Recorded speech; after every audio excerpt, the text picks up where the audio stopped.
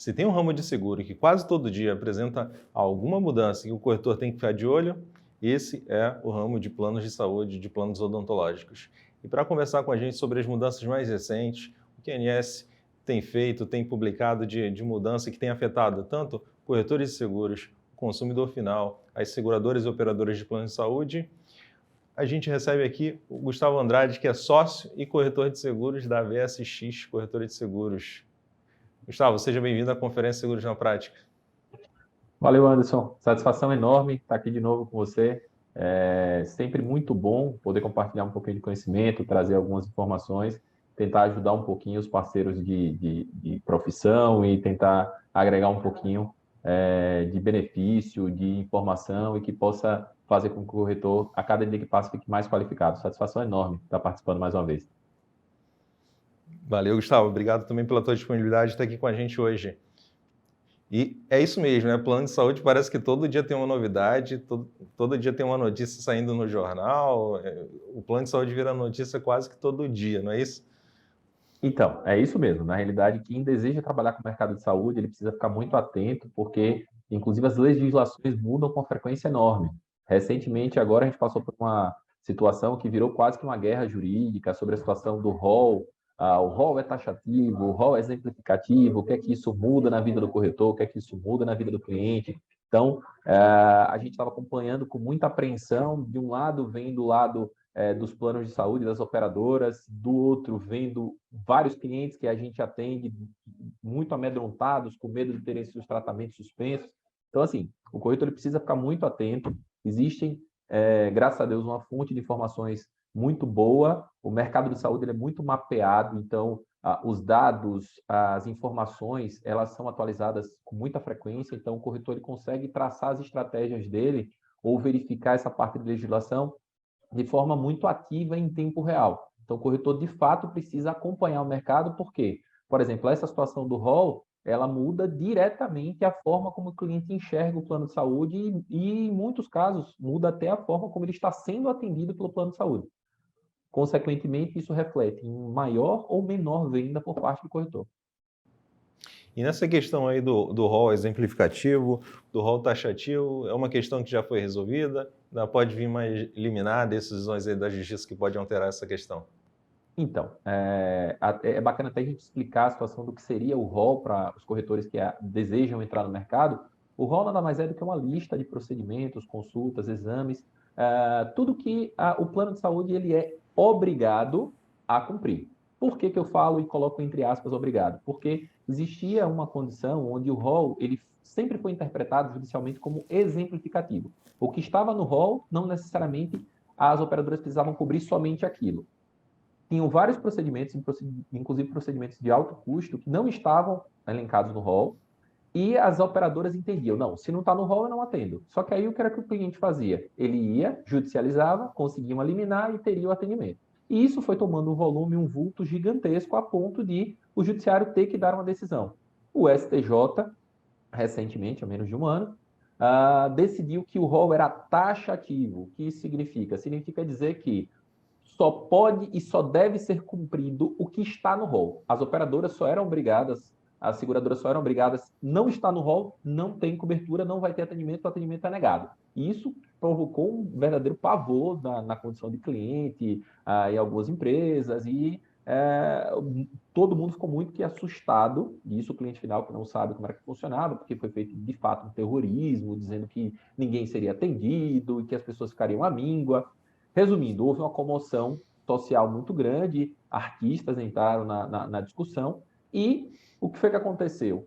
O Congresso, vendo o apelo popular, disse, vamos editar uma lei. E aí acabou, muito recentemente, há menos de 6 meses, o Congresso editou uma lei que determina que o rol ele é exemplificativo. Tanto é que existia uma discussão no STF, onde o relator é o Barroso, o ministro Barroso, e o ministro Barroso meio que suspendeu, aguardando essa definição. Como o Congresso hoje definiu pelo rol exemplificativo, essa lei entrando em vigor meio que resolve a situação. E aí passa-se a ser, na realidade volta-se a ser o que sempre foi, que era o rol exemplificativo, só que agora de forma regulada. As operadoras seguem o que está no rol, porém, em situações onde não está exemplificado no rol, o que vale a pena, ou o que vale levar em consideração, o que deve ser levado em consideração, é a decisão do médico. Então, se o médico prescrever um procedimento que ele é reconhecido pelas entidades de fiscalização sanitárias, entidades médicas, como um procedimento que não é um procedimento experimental, ou seja, um procedimento reconhecido, validado, ele vai sim ser garantido independente do custo, o que faz com que as operadoras tenham um problema enorme para administrar em termos de caixa, porque isso vira uma verdadeira caixa preta, que ele não sabe quanto vai ser o custeio, e isso vai refletir diretamente no custo dos planos. Então, o que acabou acontecendo é que foi normalizado, foi criada uma norma para algo que já acontecia na prática, né? Só que por meio das liminares. Então, poucas pessoas tinham acesso, mais aquelas pessoas que tinham acesso à justiça, né, e conseguiam entender que existia essa possibilidade, e acabou sendo normalizada essa questão. Só que pelo lado das operadoras, é justamente isso, né? A conta não vai sair onde que barata. entra a questão, né? Plano de saúde já não, diferente de outros seguros, onde a gente tem um limite de cobertura, no plano de saúde a gente já não tem isso, né? Por natureza, o plano de saúde não tem essa limitação. E aí, com mais essa questão, né, de qual é a previsibilidade, como a seguradora pode se planejar, né, para essas questões, aí pode se criar mais um problema aí. Isso na realidade, e eu até vou ser mais específico, não se pode criar, não. Criou-se um problema gigantesco a nível financeiro e da administração contábil por parte das operadoras e parte das seguradoras. O que acontece?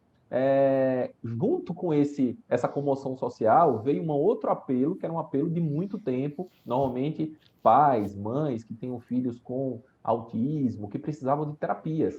Então, no mesmo pacote que veio, um pouquinho antes até, criou-se uma outra regrinha que também vai aumentar significativamente os gastos das operadoras e seguradoras, que é a liberação das terapias. Então, o que acontece hoje? As operadoras, elas não têm previsibilidade do gasto. Pode ser que o que está no rol vai ser coberto? Vai, mas pode ser que vários outros procedimentos, inclusive caríssimos, não estejam no rol e vão ter que ser cobertos. Consequentemente, você não tem como criar uma previsibilidade, você não sabe quanto você vai gastar, você não sabe quanto vai provisionar de orçamento para custear essas despesas. E aí, como tudo na vida não existe almoço grátis, alguém vai ter que pagar essa conta. E quem paga essa conta? Quem vai pagar essa conta vai ser os novos contratantes, as novas pessoas que desejam contratar plano, que já estão pegando tabelas bem reajustadas, e os contratos que são passíveis de serem feitos reajustes, vão ser feitos reajustes acima da média. Você tem operações hoje de planos empresariais, que a média de reajuste é em torno de 15%, a gente já está recebendo agora reajuste com 19%, reajuste com 22%. Por quê? Porque alguém tem que pagar essa conta. Então, essa conta vai ser cobrada. Infelizmente, quem já tem plano vai pagar um pouco mais caro. Agora, Gustavo, é um mercado onde a operadora diz que os custos médicos são altos e precisa reajustar e aplicar o preço que torne o negócio dela economicamente sustentável. O médico diz que recebe pouco pela consulta, pelo procedimento, pelo serviço que ele presta ali. E o consumidor acredita que paga caro por aquele serviço, por aquilo que ele está utilizando, ou ele tem ali, né, como, vamos pegar assim, o backup, né, seja quando ele precisar, ou seja, preventivamente quando ele utiliza algum serviço de saúde. Então, de qualquer forma, ele acha que é um serviço caro, o plano de saúde é algo caro. Dá para tornar esse modelo sustentável? Na tua visão de corretor de seguros, tem um caminho para tornar isso sustentável? Então, na realidade, isso é a pergunta de $1 milhão, né? Como tornar o mercado de saúde sustentável para todas as áreas? Porque todo mundo quer um pouquinho mais, todo mundo reclama um pouquinho mais. Só que assim, infelizmente, o Brasil ele tem um sério problema que é a restrição com relação a coberturas. Não existe a liberdade para se empreender no segmento de saúde. Existem regras muito rígidas, muito inflexíveis com relação ao que se pode ou que se não pode fazer. A pandemia trouxe um ponto extremamente positivo, que foi permitir que novas tecnologias fossem utilizadas para o segmento de saúde. Uma delas, que graças a Deus foi permitida, que é a teleconsulta, que faz com que as operadoras barateiem muito a operação. E junto com isso, veio meio que um boom assim das health techs, que são as empresas de inovação do segmento de saúde. Sempre tentando resolver a principal dor, que é custo. Então, reduzir a situação de custo, fazer com que procedimentos sejam digitalizados, como, por exemplo, o exemplo da teleconsulta, que hoje vários planos já apresentam a teleconsulta, fazendo com que barateie essa situação. Algumas situações jurídicas passaram a ser permitidas como operação através de cooperativas.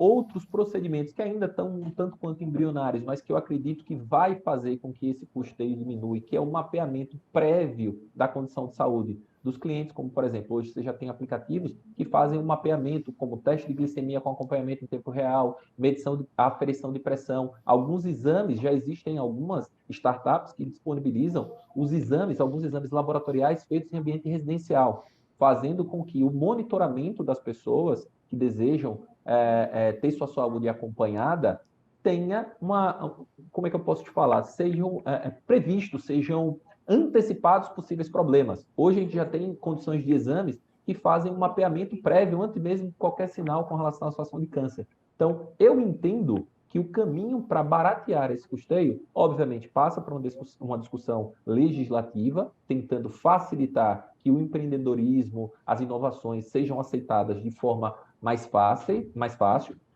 Porém, a tecnologia é o caminho que vai fazer com que a gente barateie muitas operações. E isso, para o corretor precisa ficar atento, porque já existe no mercado algumas alternativas que façam com que o corretor aumente o seu faturamento, não necessariamente atrelado à condição de plano de saúde. Então, por exemplo, hoje já existem cartões de benefício disponibilizados para o corretor, hoje já existem combos onde o corretor consegue contratar de forma conjunta, fazendo com que o cliente dele pague mais barato. Vou te dar um exemplo clássico, inclusive a gente utiliza na corretora. Existem planos onde ele só comercializa hoje com coparticipação normalmente na consulta. Então, a gente aqui, o que foi que encontrou como alternativa? A gente vende o seguro de vida, tendo a teleconsulta em caráter ilimitado, onde faz com que, se ele precisar de uma teleconsulta ou de uma consulta, muitas delas, inclusive com especialistas, ele faça a consulta pelo seguro de vida e não necessariamente utilize o plano de saúde dele, o que faz, por consequência, ele não pague a coparticipação. Então, acaba que ele consegue baratear a operação dele no saúde e ter uma cobertura um pouco mais ampla do que eu teria com a comodidade de fazer isso de casa. Então, o corretor que ele deseja trabalhar com saúde, ele precisa ficar muito atento a esses caminhos que estão sendo abertos. Só para você ter ideia, existem corretores que, inclusive, visualizaram a possibilidade até além de abrir uma segunda empresa, criando um cartão de benefícios, trazendo alternativas mais baratas para aqueles entrantes, porque tem várias pessoas que desejam ter um plano de saúde, mas não tem condição financeira para isso. Mas teria uma porta de entrada que é um cartão de benefícios com o processo de teleconsulta, um cartão de benefícios onde ele vai ter vários benefícios atrelados a acidentes pessoais, a um seguro de vida, que é, digamos assim, um aperitivo, uma porta de entrada para que aquele cara vá experimentando o processo de proteção e benefício, a ponto de, quando ele chegar numa condição de maturidade financeira, que tem a condição de fazer a contratação, ele parta para uma contratação de um plano de saúde, mas aí você já criou um vínculo de relacionamento com ele já te conhece, ele já sabe que você também trabalha com plano de saúde e vai fazer com que você contrate através da sua corretora. E é um movimento que a gente enxerga mesmo, Gustavo, de oferecer, das empresas de saúde oferecerem soluções mais baratas e uma alternativa, né? Uma escadinha abaixo ali do plano de saúde. A gente sabe que não é plano de saúde, mas é o acesso a um médico, a um procedimento médico com um custo mais acessível. E é legal ver a tua visão aí de inserir o corretor de seguros e o corretor entender que tem oportunidade também para ele nessa camada aí de produto, nessa camada de atendimento ao consumidor. Agora, falando um pouquinho do plano de saúde tradicional, pesado o custo, a gente percebeu que na pandemia, né, os últimos 2 anos, a gente teve um pouco da redução, né, do número de beneficiários, mas já está acontecendo uma retomada, um crescimento. Hoje, qual o cenário de beneficiários e do mercado de plano de saúde? Então, hoje, com a retomada da economia, com a melhoria de alguns índices econômicos, a gente já percebe que dentro do mercado de saúde já houve sim uma retomada. E, inclusive, a gente ultrapassou o marco de 50 milhões de usuários hoje dentro do universo de saúde, em números bem recentes, números atualizados do mês passado agora, do mês de setembro, nessa condição, onde o que é que a gente percebe? A retomada da economia faz com que as empresas voltem a contratar, vários funcionários foram contratados, várias convenções coletivas de trabalho estão sendo desenhadas com o indicativo da contratação de plano de saúde. Por quê? O plano de saúde hoje, ele é o terceiro maior desejo do brasileiro. Ele só perde para casa própria e educação. O empregador, por sua vez, ele também não quer onerar a folha dando aumento salarial. Então, se chegou num ponto onde o melhor caminho para equilibrar essa política de benefícios para os funcionários é o plano de saúde. Por quê? Ele não onera tanto a folha, o funcionário tem uma percepção de benefícios muito grande, fazendo com que aumente a demanda pela contratação de planos, principalmente empresariais, que é a maior fatia disparada hoje do que representa os cerca de 25% do público brasileiro, da população brasileira que tem plano de saúde. E a tendência disso é aumentar. Por que aumentar? Hoje existem várias operadoras que estão tentando popularizar o acesso à saúde. Por quê? Porque elas estão criando, na realidade não criando, mas adotando um modelo chamado modelo verticalizado, que é o modelo onde todo o atendimento se dá através da própria estrutura da operadora de saúde, o que faz com que ela tenha controle de ponta a ponta da operação, do custo do atendimento na urgência e emergência, com o custo do exame, com o custo da cirurgia. Então, sai de um caminho onde fica aberto para todos os prestadores fazerem os procedimentos para um atendimento onde ela internaliza esse atendimento. Consequentemente, ela consegue regular absolutamente tudo. Só para você ter uma ideia, na prática, algumas operadoras, vamos lá, você precisa fazer uma ressonância. E aí, operadores, espera aí, vamos lá, você vai fazer ressonância, mas por que você vai fazer ressonância se existem vários outros exames de imagem em escalas menores que antecipam a ressonância? Então, tem um raio-x, vamos fazer o raio-x. Ah, não conseguiu identificar? Beleza, vamos fazer ultrassom. Não conseguiu identificar ainda, não? Não. Aí sim vamos partir para uma condição de uma ressonância. Então, num plano convencional, o médico prescreve a ressonância, vai direto para a ressonância. Já na condição de um plano verticalizado, existe um cuidado do médico em tentar acompanhar, fazer procedimentos que sejam procedimentos relativamente mais baratos. Por quê? Porque existe um acompanhamento de custeio dessas operações para que a condição financeira fique equilibrada. Consequentemente, você consegue reduzir o custo e facilitar o acesso.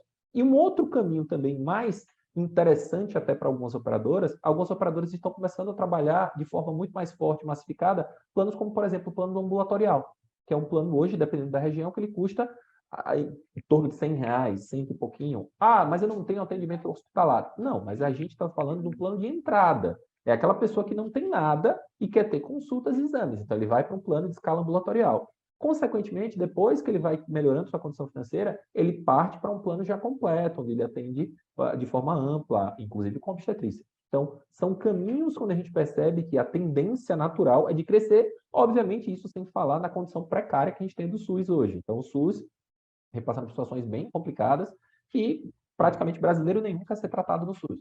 Faz com que aumente ainda mais a demanda pelo plano privado, plano de saúde suplementar. A gente viu que esse movimento já aconteceu já há uns 2, 3 anos, né, da verticalização do atendimento por parte das operadoras. Começaram ali e a gente vê que é esse movimento, talvez, das operadoras, das seguradoras, de tornar esse negócio mais sustentável. Uma alternativa enquanto, vamos dizer assim, o mercado todo ainda não encontra uma solução mais de longo prazo. No início, Gustavo, a gente comentou sobre essas diversas situações que afetam o dia a dia do corretor de seguros, do consumidor de plano de saúde, do usuário, né, de plano de saúde. E na hora da venda, o corretor de seguros precisa ter muito cuidado. O plano de saúde, de um modo geral, já é cercado de vários cuidados. Eu lembro que quando eu comecei nesse mercado, em 2007, foi o primeiro produto que eu vendi.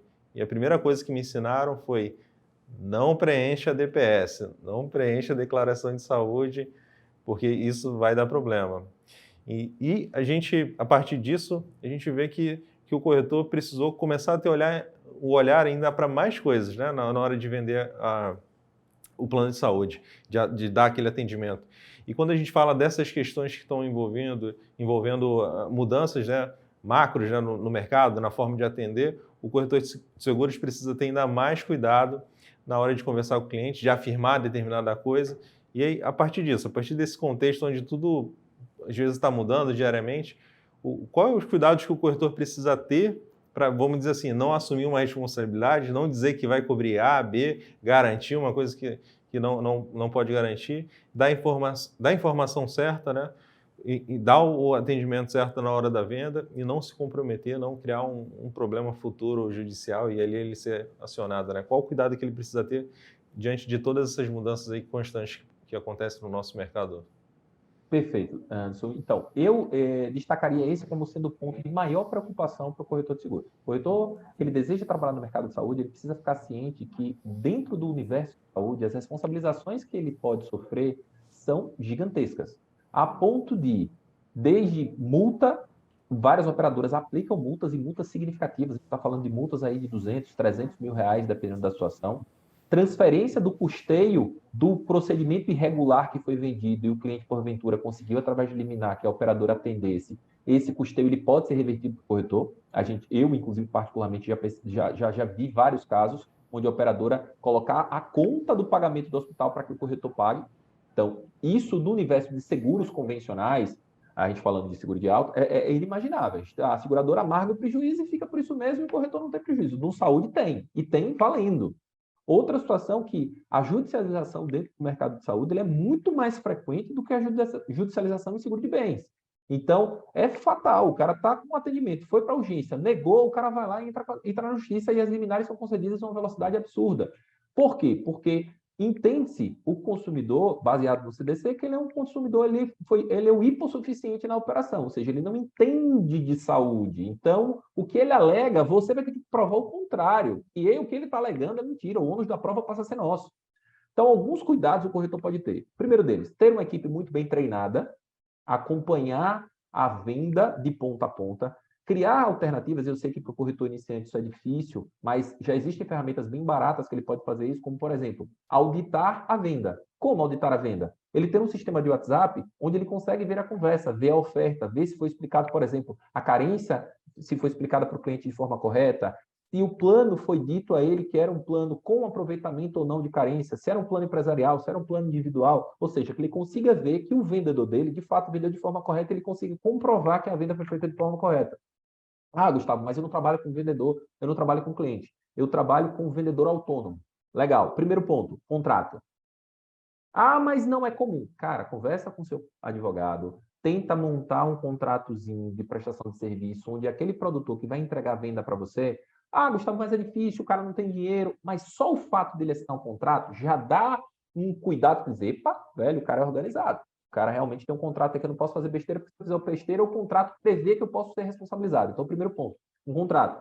Segundo ponto, auditar a venda feita pelo vendedor que não é seu funcionário. Como assim, Gustavo? Pós-venda.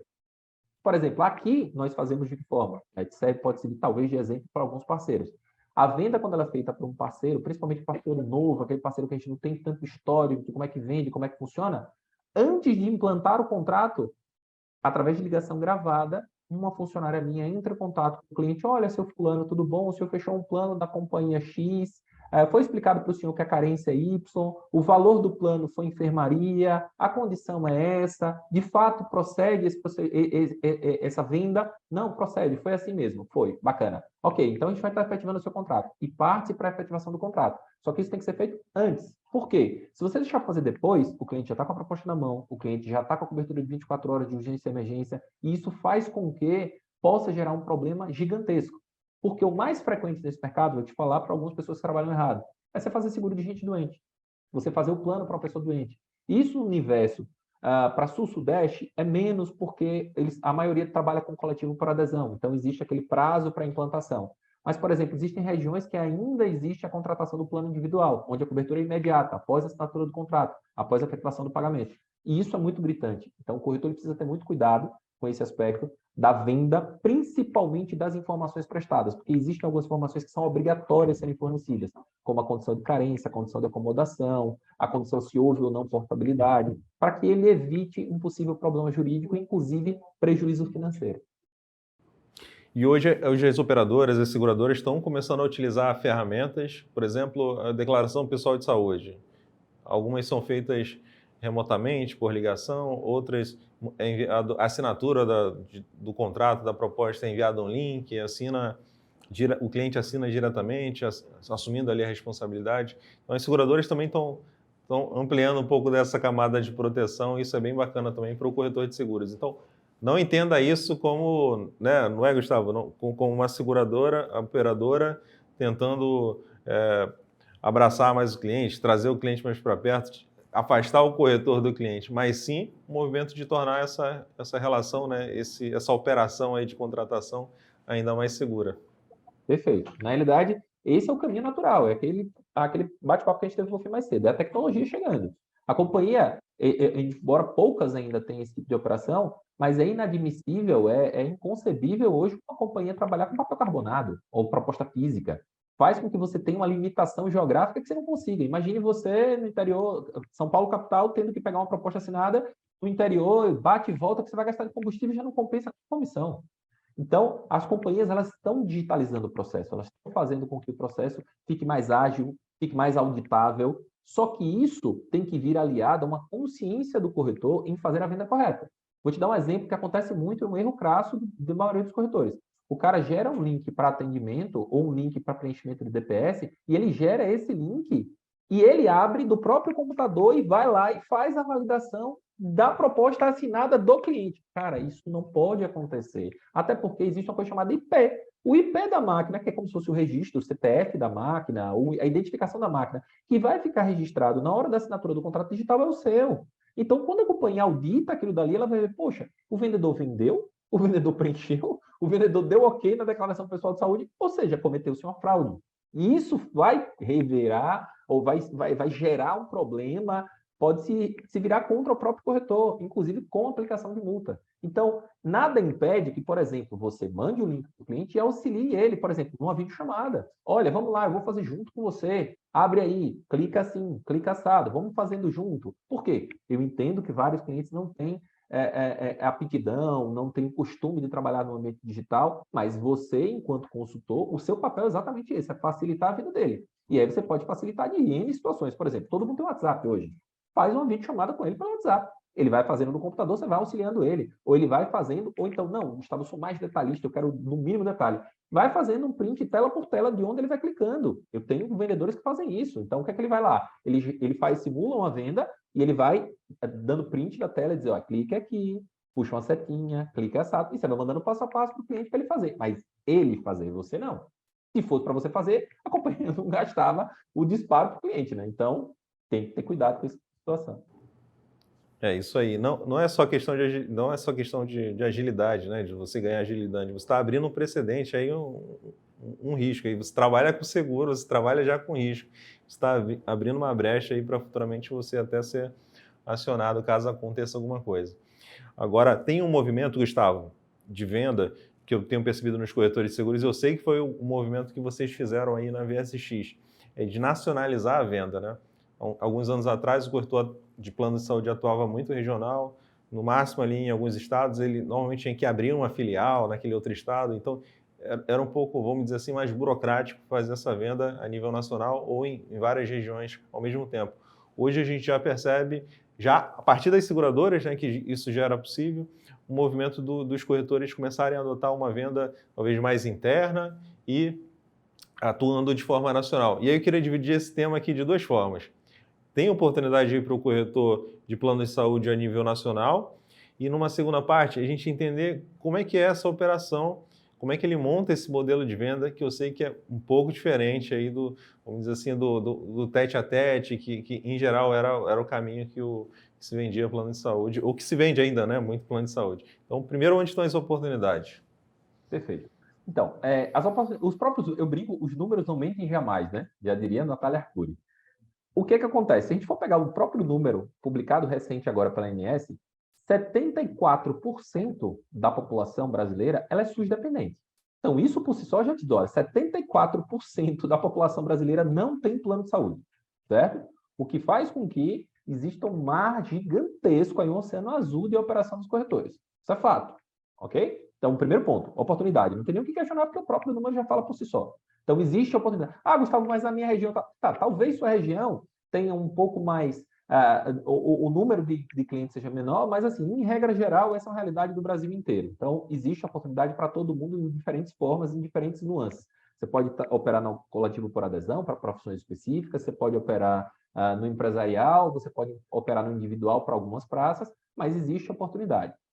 Partindo para o segundo ponto, que é o ponto que você fala de que forma isso pode acontecer, isso também foi facilitado pela tecnologia, porque quando o processo ficou digital, várias operadoras exemplo de Bradesco, exemplo de Amil, própria Sul América, várias operadoras trataram o processo digital de ponta a ponta. Então, o cliente ele faz assinatura digital, você pode mandar a proposta para ele por e-mail, diferente do que acontecia há 3 anos atrás, por exemplo, onde você precisava do contrato físico, assinatura física, rubrica em todas as propostas, DPS manual, o que dificultava muito. Então, imagine eu, Sergipe, vendendo para um cara no Acre.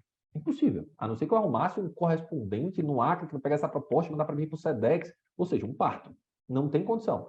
Hoje não. Hoje todas as operadoras praticamente já operam de forma digital.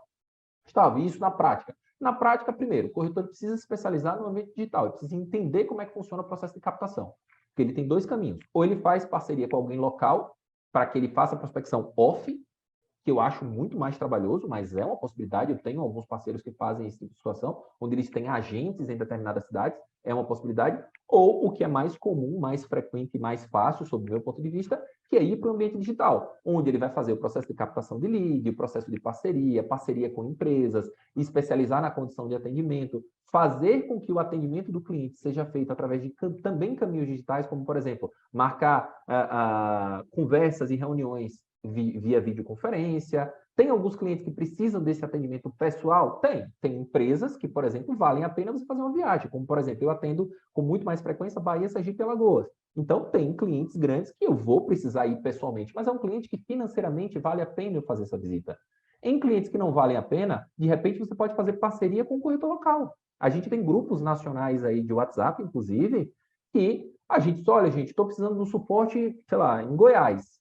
Aí o cara diz, cara, eu tenho. Ah, eu posso ir. Entra-se num acordo, conversa-se com uma condição onde se entra num acordo de termo de comissionamento e você firma a parceria. Da mesma forma acontece o inverso. Às vezes você tem um pessoal do Sul e Sudeste que precisa de um suporte aqui. Suporte, muitas vezes, não só da logística, mas suporte, inclusive, de produto. Tem produtos que são regionais, onde o cara de São Paulo não vai conseguir vender aqui, mas eu consigo vender. Então, firma-se a parceria. Então, o que acontece? Cria-se uma rede de amizade, uma rede de colaboração, onde o próprio sistema da operadora permite que ele venda em qualquer lugar, isso é fato, então, no ambiente digital, e nos poucos casos que se precise de alguma intervenção física e humana, você firma através de parceria. Mas o ambiente digital é o ponto. Ele precisa entender da geração de leads. Leads, para quem não sabe, são as oportunidades dos clientes. Ele precisa entender como é que ele vai fazer para ter acesso. Existem diferentes formas. Hoje você já tem, inclusive, corretores que estão operando com disparo automático de ligação. É um caminho. Existem corretores que estão trabalhando com landing page, que é a página de captura. Existem corretores que estão trabalhando a cold call, ligação fria, pegar uma listagem enorme de empresas e sair ligando. Ah, mas vou ligar para o Estado? Pode, sim. Por que não? Então, tem N estratégias. Aí vai depender muito do perfil do corretor e da estrutura, se é mais robusto ou menos robusto, ou se ele vai atirar. Eu brinco, e aí meu sócio utiliza muito essa analogia, se ele vai pescar de vara ou se ele vai pescar de arrasto. Vai depender muito do que ele deseja e qual é a formatação e estratégia que ele vai utilizar. Mas que é perfeitamente possível operar a nível Brasil, isso tranquilamente. O caso mais clássico que a gente tem aqui, de Sergipe, a gente fechou uma venda do empresarial no Acre. Então, não existe conversa de dizer que não pode. Pode, tá? E é perfeitamente possível. E, Gustavo, é um mercado que tem grandes desafios, tem grandes problemas aí para serem resolvidos, que precisa ter muito cuidado, preparo para se trabalhar, mas que tem muitas oportunidades para o corretor de seguros. A gente está caminhando aqui para o final e eu queria deixar uma mensagem aí para o corretor de seguros que ainda não trabalha com saúde ou trabalha pouco ali, só quando surge a demanda. Uma mensagem para esse corretor que está começando ou quer crescer no ramo de saúde. Perfeito. Cara, eu sou um eterno suspeito para falar do mercado de saúde, porque é o mercado que eu sou apaixonado. Eu brinco que o mercado de saúde ele consegue unir o melhor dos dois mundos. Qual é o melhor dos dois mundos? Volume de dinheiro. Então, tem gente que diz, eu não vou vender seguro de vida, porque o seguro de vida é médio, longo prazo, o ticket é muito pequenininho, dá muito trabalho, não recebo dinheiro, eu prefiro vender automóvel que eu recebo uma bolada a curto prazo. Tá, você tem essa bolada no seguro de automóvel, no empresarial? Tem, no saúde é 10 vezes mais. Então, a bolada de dinheiro que você recebe a nível de agenciamento, ela é significativa e eu acho que o único segmento que vai chegar próximo disso é consórcio. No meu ponto de vista, informação que eu já tenho algum tempinho de carreira. Então, eu consigo pegar injeção de dinheiro a curto prazo, é o saúde, porque você consegue se rentabilizar, consegue faturar em volumes significativos a curtíssimo prazo. Há exemplo de algumas operadoras que chegam a pagar 400%, 100, 100, 100, 100. Eu não conheço nenhuma outra operação de seguro de bens que consiga pagar no volume tão prazo ou tão curto esse volume. E segundo, aí que eu brinco que é unir o melhor dos dois mundos. Você também tem um vitalício. Então, dependendo do produto que você venha comercializar, você consegue ter o vitalício, que é o que vai te dar sustentabilidade, que é o que vai te dar previsibilidade, conforto, segurança a médio e longo prazo, como algumas operadoras, elas te pagam o agenciamento, que é a grana violenta que você recebe para se capitalizar, e um trabalho bem feito, manutenção de carteira, acompanhamento no pós-venda, com cuidado com o cliente, você vai ter o vitalício durante a vida toda. O que faz com que você tenha o conforto e você tenha a segurança de continuar operando nesse mercado de forma muito tranquila. Então, no meu ponto de vista, corretor que deseja se especializar, seja muito bem-vindo. É um mercado que abre um precedente gigantesco, ele faz com que ele receba dinheiro a curto prazo. Aquele corretor, inclusive, que é iniciante, que teve uma grana, gastou uma grana violenta para montar o escritório, para precisar se estruturar, para estabelecer a condição financeira, saúde, sem dúvida nenhuma, é um dos caminhos maravilhosos que ele vai ter aí para começar a operar e começar a ganhar grana significativa a curto prazo. É isso aí, Gustavo. Obrigado pela tua participação mais uma vez. Foi um prazer te receber aqui na Conferência Seguros na Prática. Te receber aqui no Seguros na Prática. Espero que tu volte outras vezes aqui. Maravilha. Eu agradeço, desejo muito boa sorte. Já é um sucesso esse projeto. Estou sempre à disposição. Sempre que você precisar, pode contar comigo e em breve, com certeza, a gente vai voltar a conversar, porque eu quero muito compartilhar ainda mais conhecimento no nosso mercado. Um forte abraço, sucesso para todos vocês e parabéns para a equipe, inclusive de back-office de vocês aí, que é sensacional. Os caras são muito atenciosos. Tamo junto. Valeu, Gustavo. E fique com a gente, ainda tem mais conteúdo aqui na Conferência Seguros na Prática. A gente já volta.